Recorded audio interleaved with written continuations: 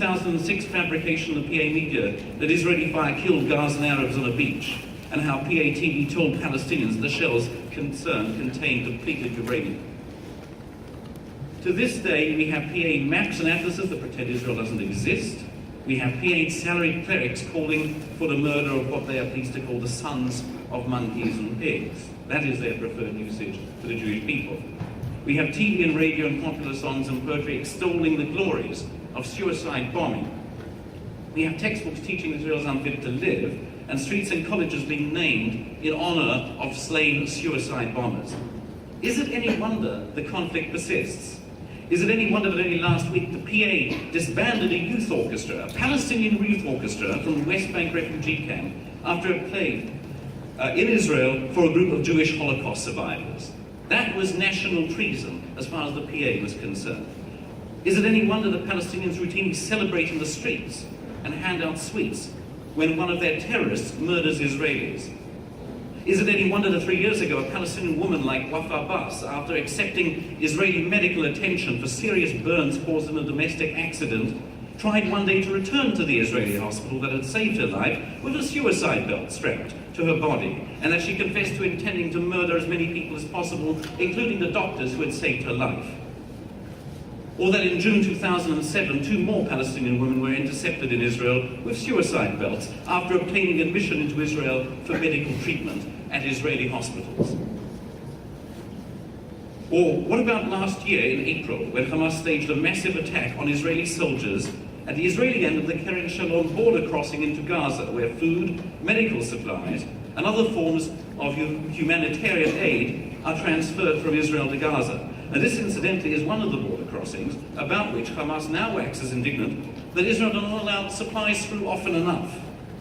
Is it even surprising anymore that the Palestinian Authority sought last year from Israel the remains of a terrorist, Dalal Mughrabi, so it could honor her 1978 deed of leading the terrorists who murdered 36 Israelis on a coastal road bus? Palestinian leaders, and polls have shown that most Palestinians agree with them, have preferred continuing a war on Israel's existence to building their own state.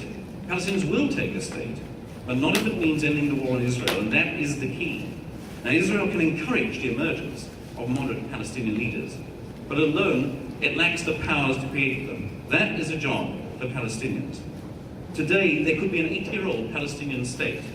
Every Palestinian civilian that has been killed in hostilities since September 2000 has died on land that would have constituted the territory of a Palestinian state if the Clinton peace plan had been accepted. PA extremism and corruption has, of course, aided the rise of Hamas, whose 2007 seizure of Gaza has led to only more rocket assaults upon southern Israel.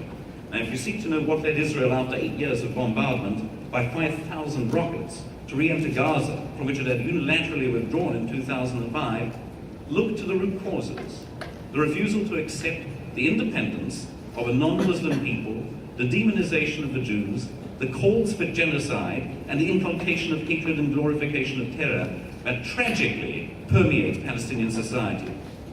Now, I'm well aware, of course, that Mr. Abdallah will be trying hard tonight to give a very different take on root causes.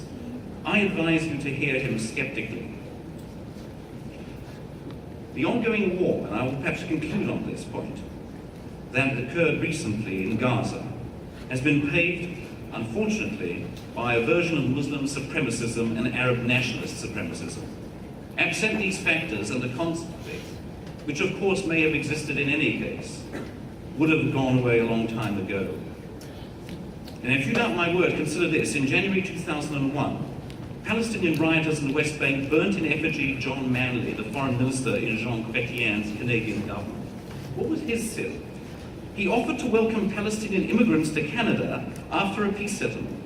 Hussam Khada of Fateh, Mahmoud Abbas's party, not Hamas, not Islamic Jihad, not the Popular Resistance Committees, we're talking about the so-called moderate Hamas leadership, actually threatened Canada, saying, quote, if Canada is serious about resettlement, you could expect military attacks in Ottawa or Montreal.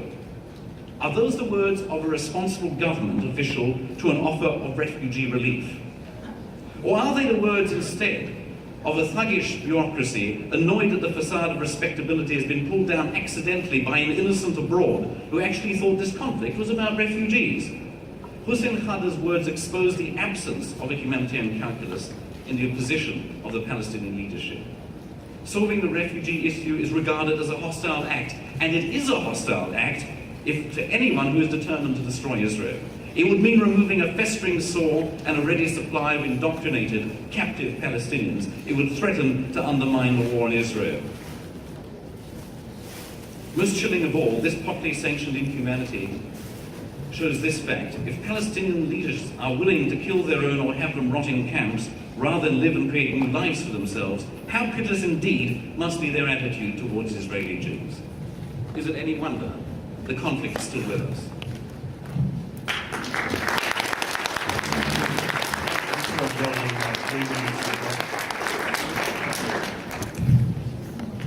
Thank you.